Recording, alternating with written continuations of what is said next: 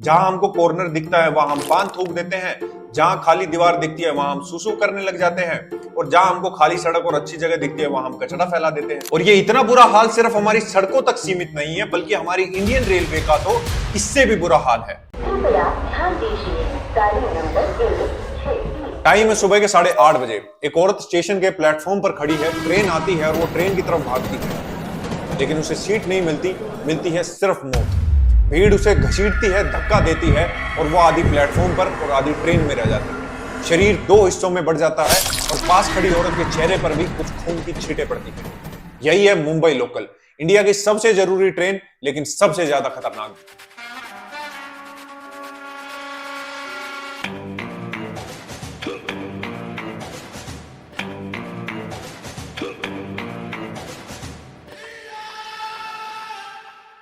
हर साल हजारों जाने जाती हैं, लेकिन न सरकार रुकती है, न सिस्टम सुधरता है।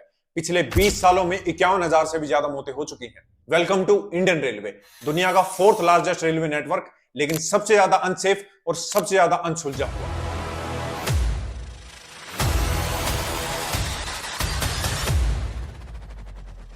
इस डॉक्यूमेंट्री में हम जानेंगे भारतीय रेलवे की असली कहानी, वो स्कैम और वो हादसे जिनके बारे में कोई बात नहीं करता, और कैसे एक ट्रेन, एक टॉयलेट और एक टिकट ने भारत की जनता की जिंदगी को इतना परेशान किया हुआ है।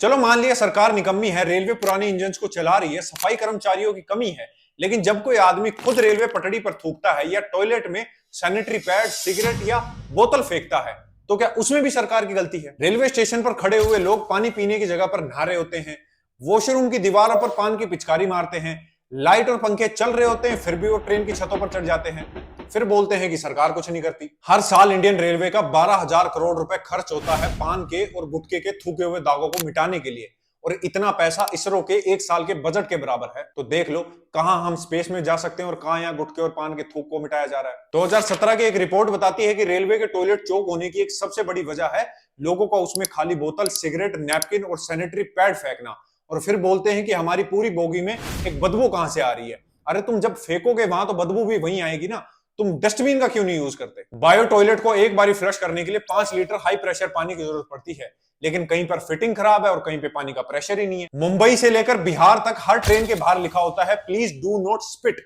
लेकिन फिर भी लोग वहीं अपने पान की पिचकारी मारते हैं और फिर बोलते हैं अबे यार रेलवे तो गंदा है। अबे रेलवे गंदी नहीं तो क्या तेरा घर होगा? तो पिचकारी तो रेलवे पर मार रहा है। और ये सब कुछ इसलिए होता है क्योंकि हमने गंदगी को एकदम नॉर्मलाइज कर लिया है।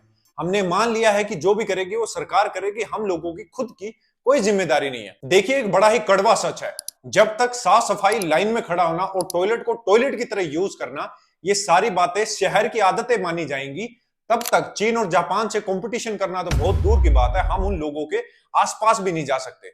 एक डेवलप देश की पहचान सिर्फ बुलेट ट्रेन से नहीं होती, बल्कि उस देश के नागरिकों से होती है जो उस ट्रेन को यूज करने वाले हैं। सुबह 8:30 बजे चर्च गेट से बिहार जाने वाली लोकल प्लेटफॉर्म पर रुकती है और वहां खड़ी भीड़ ट्रेन की तरफ इस तरह से दौड़ती है जैसे वो आखिरी ट्रेन है। ट्रेन के रुकने से पहले लोग ट्रेन की खिड़कियों से और दरवाजों से लटक रहे हैं। ऐसा लग रहा है ये सीट के लिए नहीं बल्कि अपनी जान के लिए लड़ रहे हो। 2023 में औसत 7 मौतें हर रोज हुई हैं मुंबई लोकल ट्रेन में, किसी का पटरी पर पैर फिसलने की वजह से, किसी का करंट लगने की वजह से और किसी की ट्रेन से गिरने की वजह से।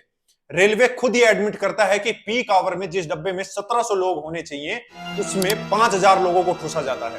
तेजल नाम की एक लड़की बताती है कि मैं हर रोज श्री कृष्ण जी का नाम लेकर ट्रेन में चढ़ती हूँ, सिर्फ ये सोच के कि ट्रेन में सीट मिल जाए बिना मरे और मैं अपने घर वापस आ जाऊं। और देखिए ये सिर्फ मुंबई लोकल तक सीमित नहीं है, बल्कि कोलकाता, दिल्ली, लखनऊ, पटना, हर शहर की लोकल ट्रेन एक चलता फिरता मोबाइल गैस चैम्बर बन चुकी है। ओवरक्राउडिंग थम नहीं रही है, नई ट्रेनें आ नहीं रही हैं। ऐसा लगता है इस देश की इंसानियत धीरे धीरे लोगों से खत्म होती जा रही है, खासकर जब वो लोग ट्रेन की जनता हो। सीट के लिए झगड़ा करना, उतरने से पहले ही खिड़की से लोगों को धक्का दे देना, अपनी सीट ना होते हुए भी दूसरे की रिजर्वेशन सीट पर अपना हक जमाना, लोगों की बहन बेटियों के साथ छेड़छाड़। ऐसा लगता है हर कोई इंसान ट्रेन में सिर्फ अपनी खुंदस निकालने के लिए जा रहा है। ये ट्रेन हमें अपनी मंजिल पर नहीं बल्कि इंसानियत से दूर लेती जा रही है। ट्रेन से उतरते ही मुकाबला होगा प्लेटफॉर्म से। लिफ्ट बंद है, एक्सीलेटर खराब है, बाथरूम से गंदी पेशाब की बदबू आ रही है, मतलब यहां सफर खत्म नहीं हुआ, शोषण चलता रहेगा। क्या आपको नहीं लगता आज हमारा देश एक ऐसे मोड़ पर आन खड़ा हुआ है जहां लोग नौकरी से ज्यादा ट्रेन से सही सलामत उतरने की दुआ करते हैं, घर पहुंचने की दुआ करते हैं। लोगों में 0% सिविक सेंस बची हुई है। अगर आप लोगों के साथ कोई बुजुर्ग है या कोई महिला है या कोई भी है, उनसे कैसे बात करनी है ये किसी में सेंस नहीं है। कमोड और डस्टबिन में क्या फर्क है किसी में सेंस नहीं है। कैसे उतरना है, कैसे बैठना है, कोई तमीज नहीं है। रेलवे को सबने अपनी पर्सनल प्रॉपर्टी मान के रखा हुआ है कि जैसे दिल चाहेगा वैसे ट्रीट करेंगे। किसी भी देश में ट्रेन एक भरोसे का नाम होती है, लेकिन भारत में ट्रेन का मतलब है शायद पहुंच जाएंगे अगर किस्मत अच्छी रही तो। नई दिल्ली रेलवे स्टेशन, महाकुंभ के टाइम रेलवे स्टेशन पर भीड़ इतनी थी कि सांस लेना तक मुश्किल था। जहां रोजाना 7,000 लोगों की टिकटें बुक होती थी, उस दिन वहां बुक हुई 9,600 टिकटें। 54,000 लोग जनरल बोगी में चढ़े और फिर हुई भगदड़। 18 लोग मारे गए, जिसमें 3 बच्चे भी शामिल थे। उस दिन रेलवे स्टेशन पर अनाउंसमेंट की गई कि ट्रेन प्लेटफॉर्म नंबर 12 पर आएगी। भीड़ अपना सामान उठा के उस तरफ भागी। आधे रास्ते में अनाउंसमेंट होती है कि नहीं, प्लेटफॉर्म नंबर 16 पर आएगी। भीड़ दोबारा से सामान उठा के दूसरी तरफ भागी और इसी भगदड़ के बीच में लोगों के सीने और बच्चे कुचले गए। इंडियन रेलवे में लगभग हर साल 475 ट्रेनें पटरी से उतरती थी 2004 और 14 के बीच, लेकिन बाद में यह संख्या घटकर कम हुई। लेकिन अभी भी हमें दर्जनों हादसे सुनने को मिलते हैं और लगभग सबसे ज्यादा ट्रेन हादसे स्लो ट्रेन, जनरल कोचेज और पुअर जोन में होते हैं, क्योंकि इन ट्रेनों की मेंटेनेंस बिल्कुल कम की जाती है और डिब्बे पुराने होते हैं। हिंदुस्तान में जब भी कोई बड़ा रेल हादसा होता है तो तुरंत वहां पे रेलवे मिनिस्टर और बाकी के मिनिस्टर पहुंच जाते हैं अपनी सहानुभूति जताने के लिए। कुछ पैसों की अनाउंसमेंट की जाती है, इंक्वायरी बिठाई जाती है, पता लगाया जाता है कि क्यों हुआ, किसने किया, कैसे किया। लेकिन कुछ समय बाद सब भूल जाते हैं।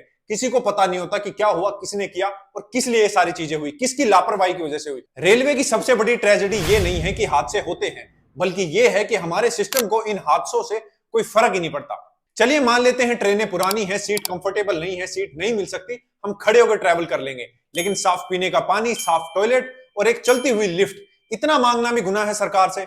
हम लोग टैक्स देते हैं, इतना तो मिलेगा हमें। दिल्ली रेलवे स्टेशन जहां हर रोज लाखों लोग आते हैं, वहां वीना नाम की एक महिला बताती हैं कि उन्होंने गलती से एक बारी स्टेशन का वॉशरूम यूज करना चाहा, लेकिन वहां बदबू इतनी भयानक और इतनी गंदी थी कि वहां किसी भी इंसान का जाना नामुमकिन था।